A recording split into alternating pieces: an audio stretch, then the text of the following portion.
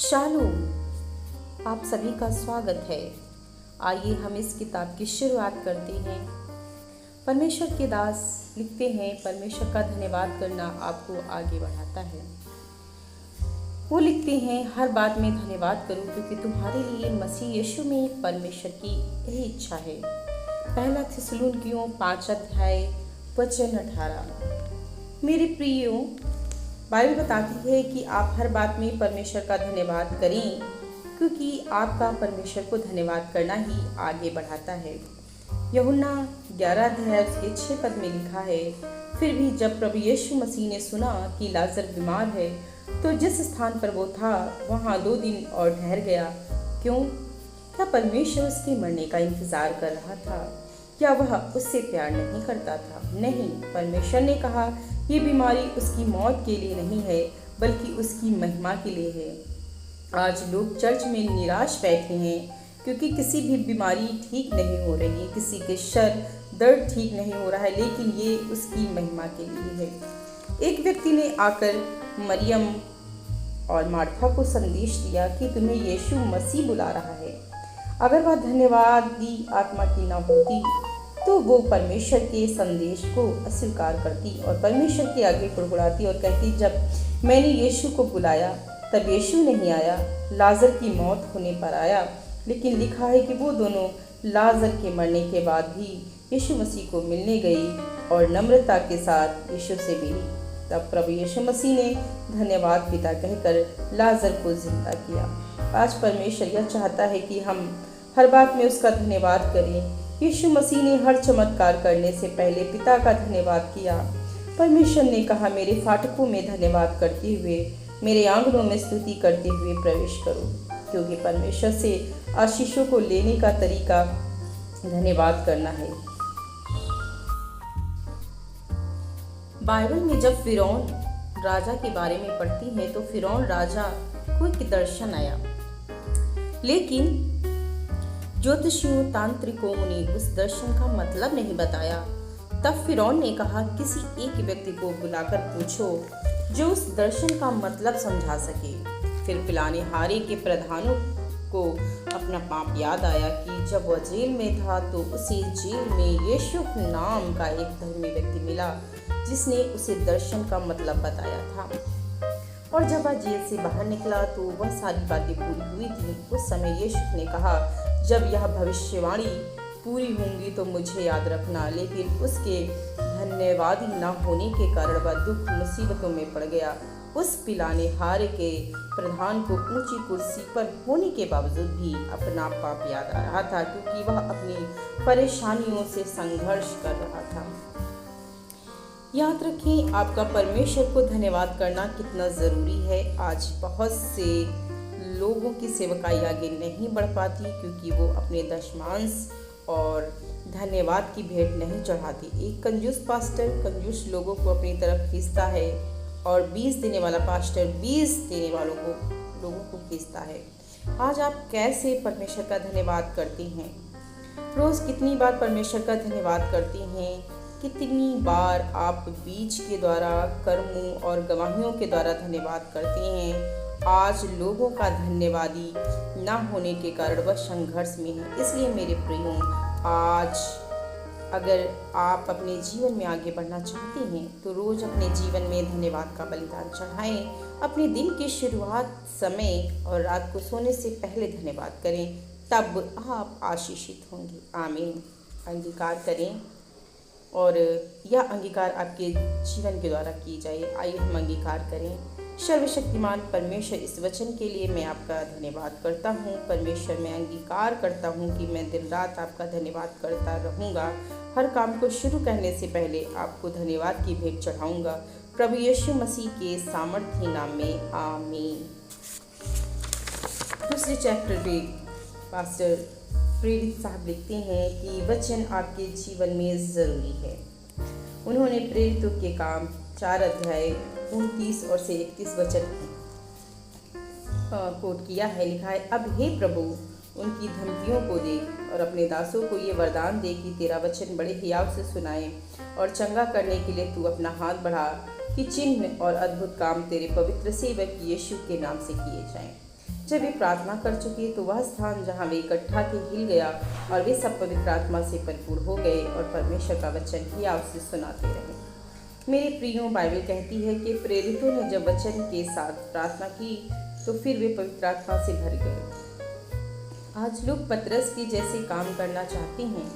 हर pastor पतरस जैसी कलीसिया चाहता है जो हजारों हजार की गिनती में हर हफ्ते बढ़ती जाती थी, पर वह वचन से प्रार्थना करना नहीं चाहता क्योंकि वचन का ज्ञान हमें नहीं है। बाइबल बताती है कि प्रेरितों के काम में प्रेरित इस कारण से कामयाब होते थे क्योंकि जब जब वे प्रार्थना करते थे तो वे परमेश्वर के वचन से प्रार्थना करते थे। और यहाँ पर लिखा है, बाइबल बताती है कि परमेश्वर आपका सब कुछ मोड़ सकता है, लेकिन वचन से की गई प्रार्थना परमेश्वर कभी नहीं मोड़ सकता क्योंकि अपने लिखे हुए वचन से परमेश्वर कभी भी पीछे नहीं हटता। बाइबल बताती है कि परमेश्वर के नाम से कितने बड़े बड़े काम होती हैं, जैसे कि अंधे देखते हैं, गर्भ खुलते हैं, कैंसर चला जाता है, पर परमेश्वर का वचन कहता है कि परमेश्वर ने अपने नाम से अभी अधिक अपने वचन को महत्व दिया है। अगर आप जज के पास जाएं और जज से कहें कि जज साहब, मेरा एक ही लड़का है, मैं विधवा हूँ, मेरा लड़का निर्दोष है, आप इसे छोड़ दो, ऐसा कहकर आप जज के सामने रोने लग जाएं तो क्या जज छोड़ देगा? उसे वो कभी नहीं छोड़ सकता। क्यों? क्योंकि जज संविधान से के साथ बंधा हुआ है। उसे पता भी हो कि यह लड़का निर्दोष है, फिर भी उसे नहीं छोड़ सकता क्योंकि उसे सबूत चाहिए और वो संविधान के अनुसार चल सकती है। उसी तरह से परमेश्वर को भी सबूत चाहिए कि कहाँ लिखा है जो आप अपनी चीज़ों के लिए परमेश्वर से मांग रहे हैं। जो प्रार्थना सिर्फ भावनाओं के साथ की जाए और वचन उसमें मिला ना हो, वो प्रार्थना सिर्फ 10% ही परिणाम लेकर आती है, और जो प्रार्थना वचन और आग के साथ की जाए वो 100% परिणाम लेकर आती है। जो व्यक्ति परमेश्वर के वचन को जानता है वह उस वकील के समान है जो संविधान को अच्छी तरह से जानता है। उसकी फीस 7 से 8 लाख रुपया होती है।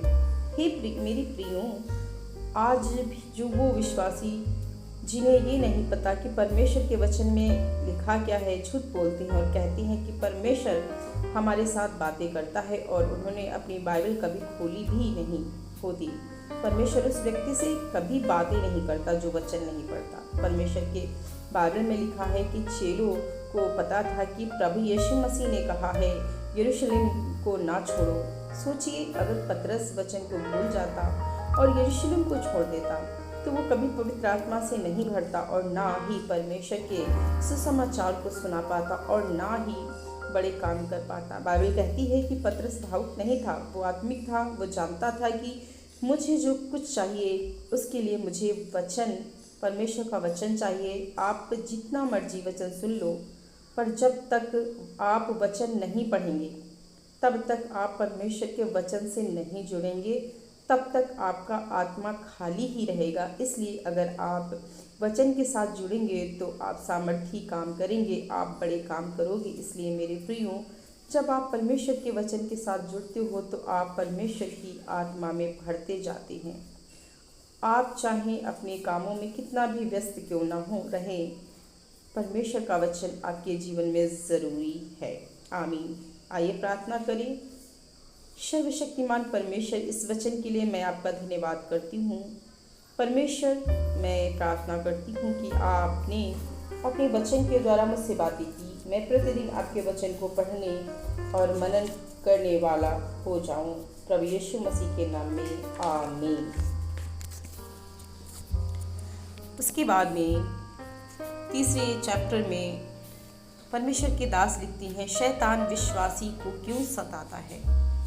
उन्होंने प्रेरितों के काम 12 अध्याय वचन 1 को आइए हम देखेंगे क्या लिखा है। उस समय हेरोदेश राजा ने कलीसिया के एक व्यक्तियों को दुख देने के लिए उन पर हाथ डाले।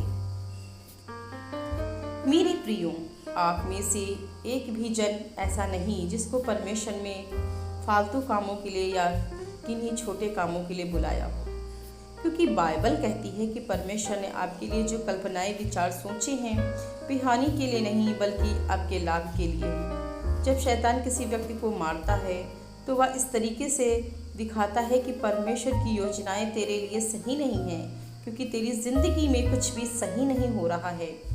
अब इस कारण तुझे इधर उधर जाकर देखना चाहिए या तुझे अपना दिमाग लगाना चाहिए, क्योंकि आपका जो भी फैसला होता है यहीं से इंसान की गिरावट की शुरुआत होती है और यहीं से हम परमेश्वर की योजना से अलग होते हैं। क्योंकि बाइबल में लिखा है कि धर्मी जन विश्वास से जीवित रहेगा। संसारिक ज्ञान कहता है कि तुम खून के कारण जीवित हो, पर बाइबल कहती है कि तुम विश्वास के कारण जीवित हो, क्योंकि अगर आपका विश्वास चला गया तो तुम सिर्फ हड्डी मांस के एक पुरुष हो, एक औरत हो, उसके अलावा कुछ नहीं। पर आप असल में आत्मा हो या आपका शरीर आपको किराए पर मिला है। और परमेश्वर की योजना को समझने के लिए आपको आत्मिक बनना पड़ेगा, और जब आपको परमेश्वर की योजना समझ आ जाएगी तो आप गिरेंगे नहीं। बाइबल में लिखा है कि जब प्रभु यीशु मसीह को क्रूस पर चढ़ा दिया गया था तो उसके बाद राजा हेरोदेश ने कई लोगों पर हाथ डाले, लेकिन सारे लोगों पर नहीं, क्योंकि सभी परमेश्वर के भय में नहीं चलते थे। सिर्फ कुछ ही लोग परमेश्वर के आगे समर्पित और उसके डर में चलते थे।